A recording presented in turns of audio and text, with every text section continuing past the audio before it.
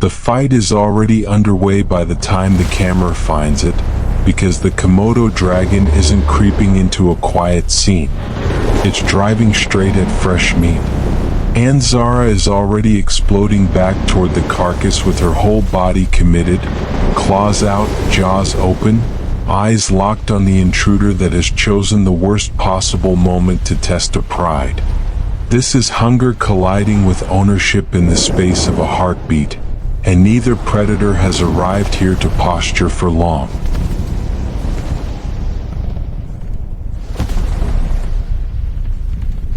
Zara hits first with the kind of violence only a big cat can deliver.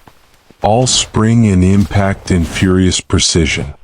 The dragon, though, refuses the panic she's trying to create. It keeps coming, low to the ground, heavy, ancient, and horribly focused on the torn flesh between them. Zara fights like what she is, a lioness from the only truly social big cat, part of a species where females do most of the hunting and prides can coordinate attacks from different angles to control prey and defend food. But the thing closing under her is not prey, and that matters immediately.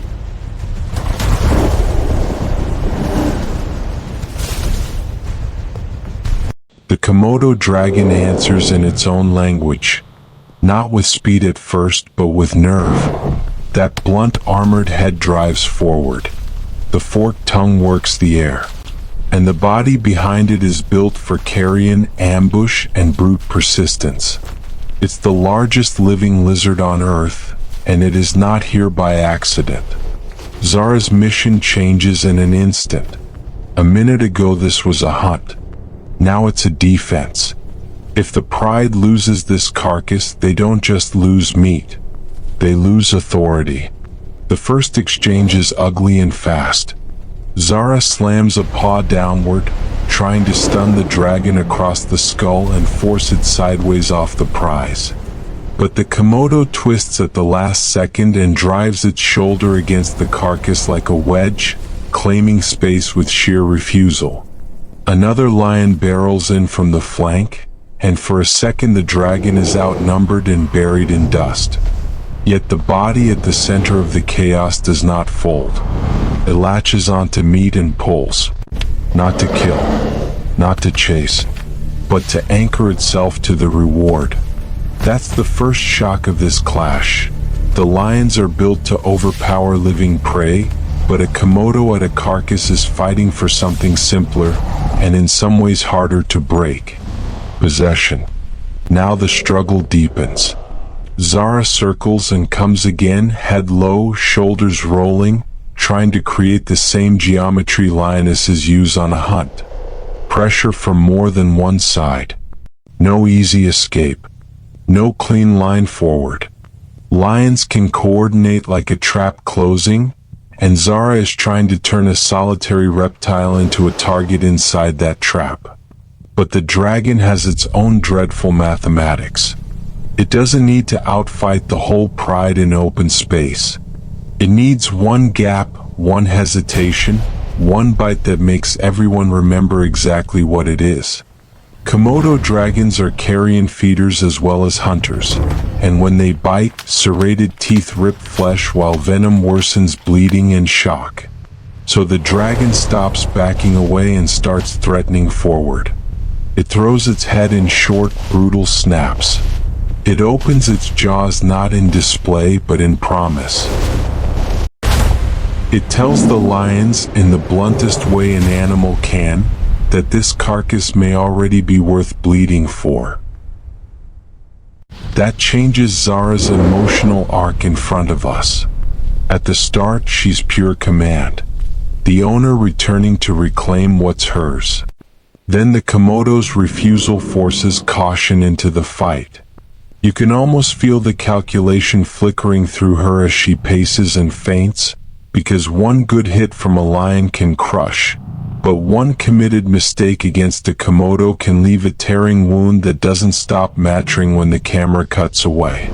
The dragon surges again, tongue flashing, reading the air the way Komodos do, leaning on the scent of blood to guide every shove and snap.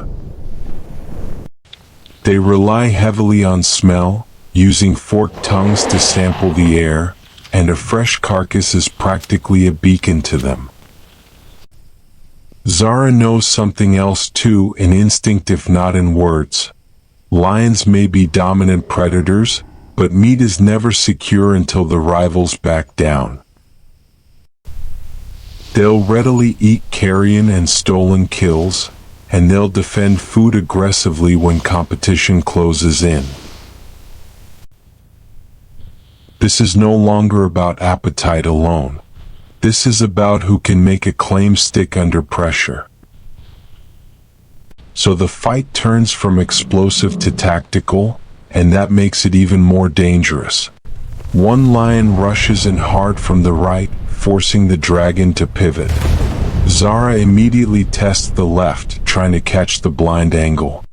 The Komodo plants itself over the carcass and whips around with shocking control for something so heavy. Its jaws clap shut just inches from fur. There's no elegance here, only mechanical efficiency. The dragon's neck muscles are powerful enough to wrench flesh apart, and every snap carries the tearing design inside it. Zara bats again, harder now, and this time the strike lands, skidding across the dragon's face. Dust bursts. The carcass shifts. For 1 second it looks like the balance is broken. Then comes the turn.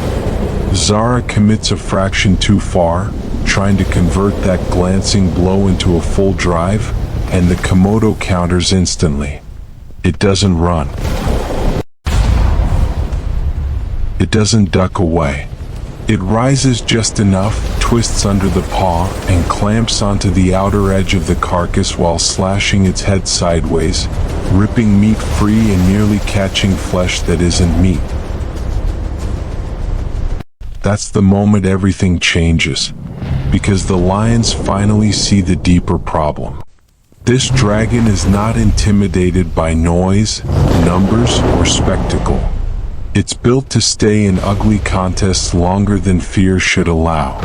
A Komodo can consume up to 80% of its body weight in a single meal, and that kind of feeding biology explains the obsession we're watching now. For the dragon, a carcass like this isn't an opportunity. It's a fortune. Now the climax arrives in a burst. Zara stops trying to win the fight alone. That's the crucial decision, the one that turns instinct into strategy. She abandons the duel and reactivates the pride. Another lion presses from behind. A second feints at the shoulder. Zara attacks the head again, not because the skull is easy to break, but because she needs the dragon looking at her, thinking about impact instead of traction. And suddenly the whole contest becomes what lions do best. Not one body against one body, but pressure layered on pressure until resistance costs too much. Lionesses are the primary hunters because teamwork changes the odds, and we see that law take over the frame now. The Komodo hisses, braces, bites, yanks. Zara crashes in again. The carcass jerks under all of them. Claws rake hide. Jaws snap on air. Dust and blood and muscle all blur into one hard knot of survival. This is the peak of it.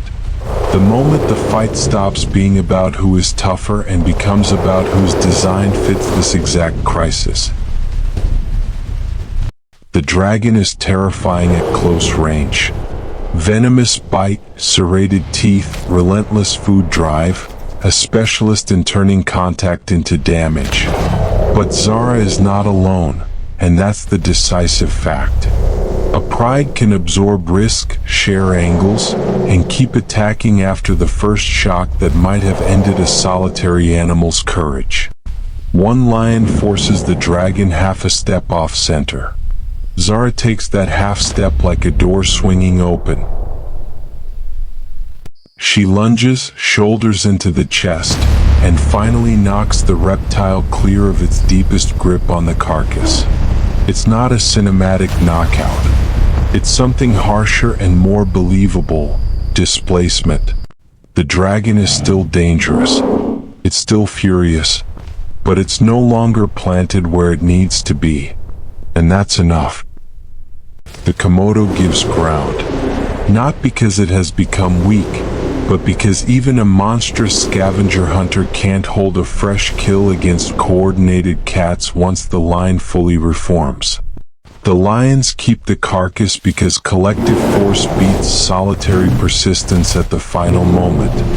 And the dragon proves something just as important in defeat.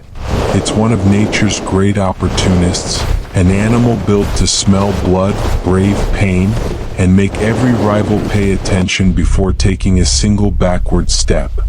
What this clash reveals is simple and brutal. The Komodo dragon is a master of pressure. The lion pride is a master of control. And when one meal has to feed a family, control wins. One carcass, two apex predators. And in the end, the real weapon wasn't the tooth or the claw. It was the side that could turn hunger into a united front.